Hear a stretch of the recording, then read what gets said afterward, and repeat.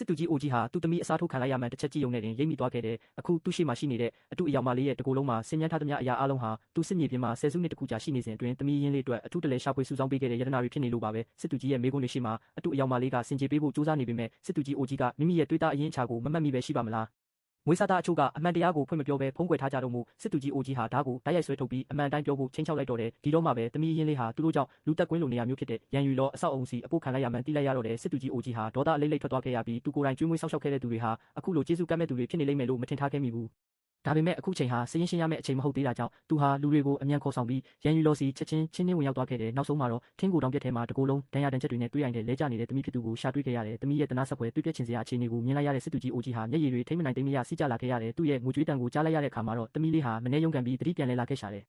သူကသမီးလေးကိုပွေ့ချီပြီးအပြင်ထွက်လာတဲ့အခါရန်ယူလောရဲ့မိမဆိုးအိုကြီးဟာတုံတုံရင်ရင်နဲ့ကျမ်းပြင်ပေါ်ဒူးထောက်လို့အသက်ချမ်းသာပေးဖို့တောင်းပန်နေတော့တယ်သမီးလေးရောက်လာကြတဲ့ကဒီလိုအခြေအနေဖြစ်နေခဲ့တာပါလို့စင်ကြေပေးပြီးသူအကောင်းဆုံးဆေးဝါးတွေနဲ့ကုသပေးထားပါတယ်လို့ပြောနေပေမဲ့စစ်သူကြီးအိုကြီးကတော့သူ့စကားတွေကိုနားမဝင်ခဲ့ပါဘူးဒီနေ့ကစပြီးဒီမျိုးတော်မှာရန်ယူလောဆိုတဲ့နေရာရှိတော့မှာမဟုတ်ပါဘူးဒီကိစ္စတွေကိုအပြတ်ရှင်းပြီးနောက်သမီးလေးကိုစေကုသပေးဖို့စစ်သူကြီးကေဟာစီအမြန်ဆုံးခြေလမ်းပြင်ပြန်လာခဲ့တယ်ဒီနှစ်တွေအတွင်းသူပြန်ပို့ပေးခဲ့တဲ့အဖိုးတန်ယတနာဆေးဝါးတွေနဲ့ဆိုရင်သမီးလေးမှုချဘေးကင်းမှာပါလို့တွေးနေမိခဲ့တာဒါပေမဲ့ငွေစားသားတွေဟာအဲ့ဒီဆေးဝါးတွေကိုအတုအယောင်မလေးကိုအကုန်တိုက်ကျွေးနေပြီးပြီဆိုတာသူမသိခဲ့ဘူးသူတို့အမြင်မှာတော့စစ်သူကြီးရဲ့သမီးရင်းလေးဟာမောက်မာရိုင်းဆိုင်ပြီးအတုအယောင်မလေးကိုအမြဲနှိမ့်ဆက်နေတတ်တာမို့အခုကိစ္စဟာသမီးရင်းလေးကိုမှတ်လောက်သားလောက်အောင်တင်ခံ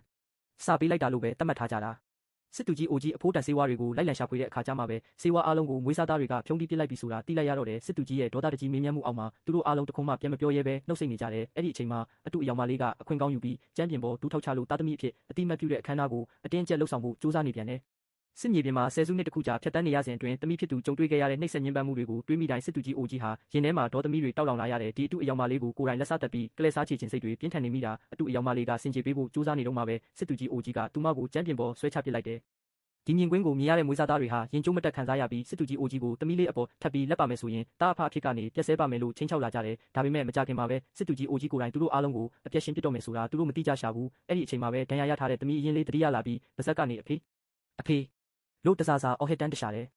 စစ်သူကြီးအိုကြီးဟာရင်ခွဲမတက်ဝမ်းနေမှုကိုအောက်အီးပြီးအတုအယောင်မလေးရဲ့အရှိကိုပြန်လာကလက်ဆက်တက်ဖို့ပြင်လိုက်တယ်ဒါပေမဲ့အတုအယောင်မလေးကဒါတွေအားလုံးဟာသမီးရင်းလေးကသူမရဲ့ပစ္စည်းတွေကိုလူယူလို့မောင်လေးတွေကကာကွယ်ပေးရင်ရိုက်နှက်မိတာပါလို့ထပ်ပြီးမူသားဆိုပြန်တယ်မွေးစားသားတွေဟာသမီးရင်းလေးရဲ့မျက်နှာပေါ်ကဓာတ်တန်ရအမာရုပ်ကဘလို့ကြောင့်ရခဲ့လဲဆိုတာကိုလုံးဝမေ့လျော့နေကြပြီးအတိတ်တုန်းကသမီးရင်းလေးဟာခွေးယူလိုက်ဆွဲခံရတဲ့ဒုတိယမြောက်မောင်လေးကိုကာကွယ်ပေးရင်းနဲ့ဒီအမာရုပ်ကိုရရှိခဲ့တာဖြစ်တယ်အဲ့ဒီအချိန်တုန်းကသူတို့အားလုံးဟာသမီးလေးကိုအသက်နဲ့လဲပြီးကာကွယ်ဆောက်ရှောက်ပါမယ်လို့တစ္ဆာဆိုခဲ့ကြဘူးလားဒါပေမဲ့အခုတော့အတုအယောင်မလေးဘက်ကနေရက်တီပြီးကာကွယ်ပေးနေကြတာဟာတရိษံထက်တောင်ရုံညံ့တဲ့လုပ်ရက်ပါပဲ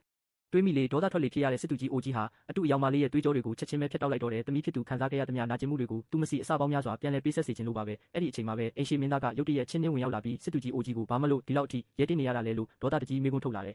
သမီးဖြစ်သူရဲ့ဆုရထားတဲ့သူတို့သားလောင်းဖြစ်ခဲ့မှုတဲ့အိမ်ရှိမင်းသားဟာလည်းအတုအယောင်မလေးဘက်ကနေရက်တီပေးနေခဲ့တာဒါပေမဲ့စစ်သူကြီးအိုကြီးကတော့ဘသူကိုမှကြောက်ရွံ့မနေပါဘူးဘသူပဲဖြစ်ဖြစ်သူ့သမီးကိုထိခိုက်အောင်လုပ်ရင်တွေးကြွေးကိုတွေးနေပဲဆက်စေရမယ်အိမ်ရှိမင်းသားကစစ်သူကြီးရဲ့တိုင်းပြည်ပေါ်ထမ်းဆောင်ခဲ့တဲ့အကျိုးကျေးဇူးတွေကိုထောက်ထားတဲ့အနေနဲ့အတုအယောင်မလေးကိုဟော်မီသားစုရဲ့တူဦးလေးသောသမီးကြီးဖြစ်တတ်မှတ်ပေးမယ်ဆိုရင်အရင်ကကိစ္စတွေကိုအားလုံးအောက်မေ့မနေတော့ဘူးလို့အပေါ်ယံဟန်ဆောင်စကားဆိုလာတယ်ဒါပေမဲ့စစ်သူကြီးအိုကြီးကတော့မျက်နှာသာလုံးဝမပေးဘဲဒါကိုအိမ်ရှိမင်းသားရဲ့လက်ပင်ဝစီတိုက်ရိုက်ရွယ်လိုက်တော့တယ်စစ်သူကြီးအိုကြီးကဒီလောက်အထိရဲတင်းလိုက်မယ်လို့အိမ်ရှိမင်းသားထင်မထားခဲ့မိဘူးစစ်သူကြီးအိုကြီးကတော့သူ့ရဲ့စစ်တီတော်နှစ်သိန်းဟာမြို့ပြင်မှာအစင်သိရှိနေပြီးသားမှုအိမ်ရှိမင်းသားရဲ့အသက်ဟာသူ့လက်ခုပ်ထဲကရေပဲလို့ရဲရဲဝံ့ဝံ့ပြောလိုက်တယ်အခြေအနေတွေပုံမတင်းမာလာတဲ့အချိန်မှာပဲအစီခံတယောက်ကအလောတကြီးပြေးဝင်သတင်းပို့လာတယ်ဧကရမင်းမြတ်ကိုယ်တိုင်စစ်တီတော်တွေကိုဥဆောင်ပြီးစစ်သူကြီးကေဟာကိုဝိုင်းရံထားပြီးဖြစ်ကြောင်းစစ်သူကြီးအိုကြီးဟာတာသမီကိစ္စကြောင့်ကြီးလေးတဲ့အမှားကိုကျူးလွန်ခဲ့တာမို့သူ့ရဲ့စစ်အာဏာပိုင်တစိမ့်စစ်တပ်ကုတ်ကဲခွင့်ကိုပြန်လည်သိမ်းဆည်းတော့မယ်လို့အမိန့်ထုတ်ပြန်လိုက်ကြောင်းသတင်းစကားပါလာပါတော့တယ်